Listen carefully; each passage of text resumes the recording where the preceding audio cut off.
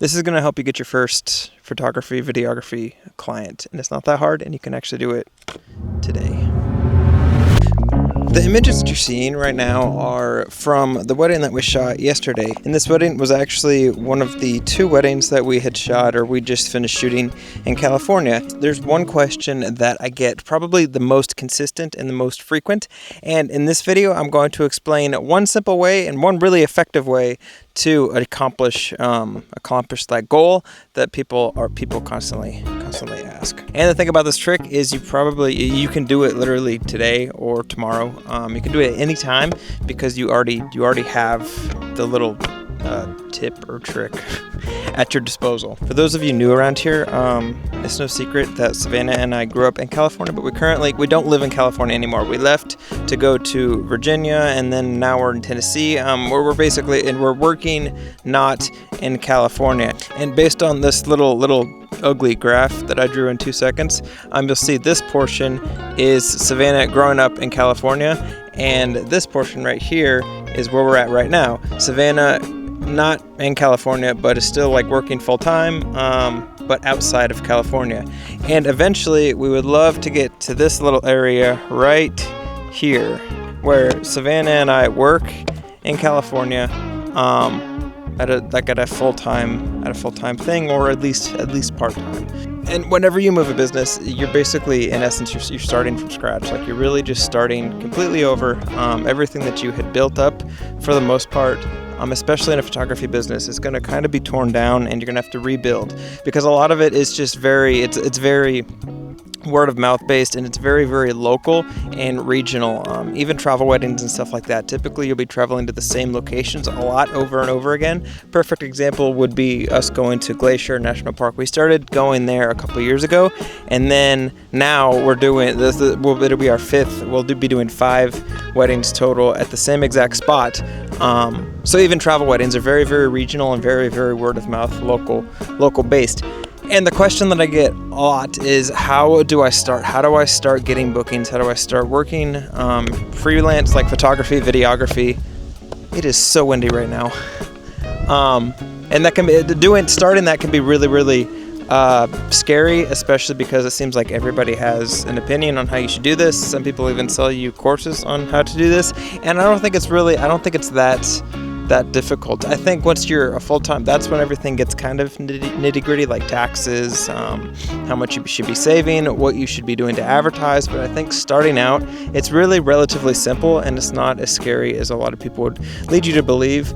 And I don't know if they're trying to do that to sell you a course. I really don't know the intentions behind why people make it seem like it's really, really intimidating, because it's really not. It's slow going, and patience is definitely required, patience and consistency, but it's doable for pretty much anybody. So like I mentioned earlier, Savannah grew up in California, and the reason I mentioned that is because that's going to be tied in and mostly going to be the trick that I'm going to tell you. To cut to the chase, the trick is basically, if you want to start doing video, if you want to start doing photo, lean on existing relationships, whether they be friends, family, or whatever, to help you start getting a business together. Because at the end of the day, your business is not solely going to be you. It's going to require other people, both customers, and even if you get to the point where you need help, employees or associates or whatever you want to call them,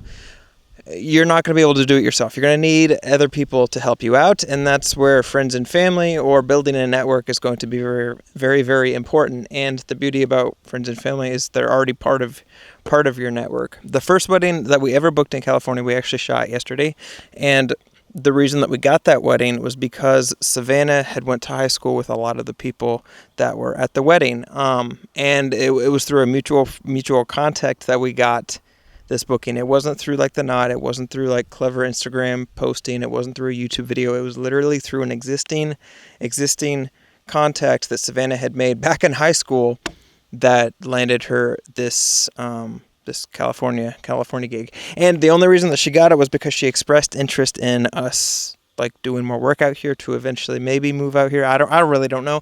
But right now we want to work in California. That's one of the locations that we want to travel to. We have a couple that we like to travel to, and California was one that we wanted to add to the list.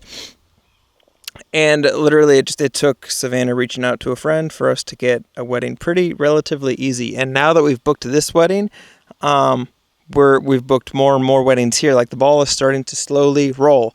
But that would have never happened if she hadn't leaned on and used like existing relationships and contacts. Now, that's not to say that you're like building friendships and stuff just for the sake of getting things. That can be really dangerous, and it's one of the reasons I left my previous profession, was because it was very saturated in that. I'm not saying do that. I'm saying be a good person, and if people happen to need a videographer or photographer, put yourself out there. Don't be afraid to do that. There's a way to do it to where you're not going to sound sleazy. You're not going to sound like you're trying to upsell people.